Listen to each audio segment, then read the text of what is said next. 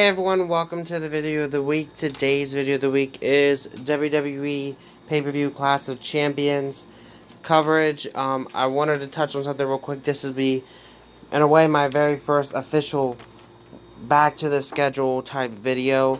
So, I wanted to say, if you guys don't know why I was off the schedule for a couple days, go check out the update video that I have posted on both my YouTube as well as my Facebook. That'll explain everything. But with that said, let's go ahead and get into this. On the pre-show, we had the Cruiserweight title match which was a triple threat where Drew Gulak defended against both Humberto Carrillo and Lince Dorado, and which saw Drew Gulak successfully retaining the Cruiserweight Championship.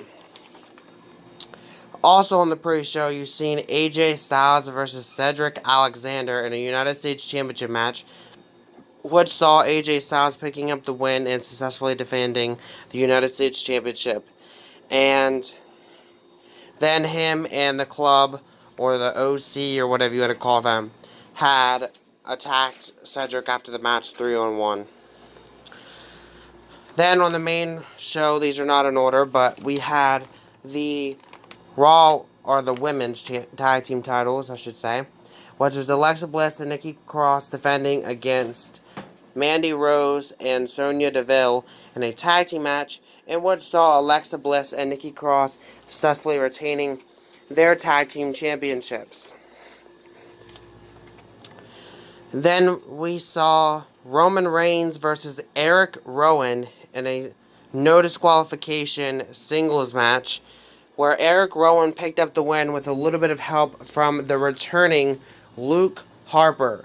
Yes, Luke Harper is back and he is aligned with Eric Rowan.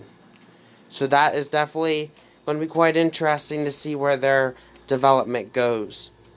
Moving on, we had Nakamura versus The Miz for the Intercontinental Championship in a singles match. Nakamura successfully retained the Intercontinental Championship with the help of Sami Zayn.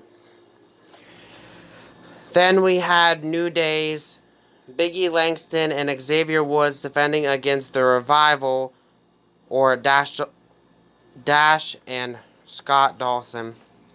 So, for the SmackDown Tag Team titles in a tag team match, the Revival became the new tag team champions as they successfully defeated the New Day.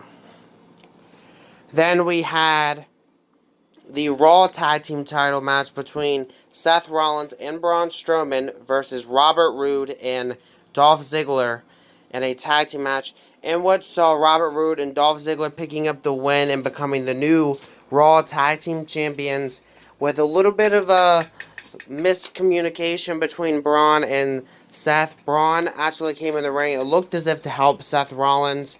Braun ended up getting taken out, but then Seth Rollins ends up getting glorious DDT'd and loses the match for them. Moving on, we had the SmackDown Women's Championship match between Bayley and Charlotte in a singles match. Bayley picked up the win and successfully retained the SmackDown Women's Championship. Then we had the Raw Women's Championship match between Becky Lynch and Sasha Banks in a singles match, which Sasha Banks won the match by disqualification, which means that Becky Lynch retains the championship. How this went about was because Becky Lynch had, Sasha had brought a chair into the ring, first of all, was going to hit Becky with it, but then the referee stopped her. But then Becky got the chair and tried to swing it at Sasha, but Sasha moved, so then Becky accidentally hit the referee. They continued to fight after the match until eventually they were separated. But then it was announced that Becky had lost the match by disqualification, but she is still your Raw Women's Champion. Then we had the WWE Championship match between Kofi Kingston and Randy Orton in a singles match. Kofi Kingston successfully retained the WWE Championship against Randy Orton. And last but not least, we had Seth Rollins versus Braun Strowman in a Universal title match in a singles match, which Seth Rollins had successfully picked up the win and retained the Universal Championship.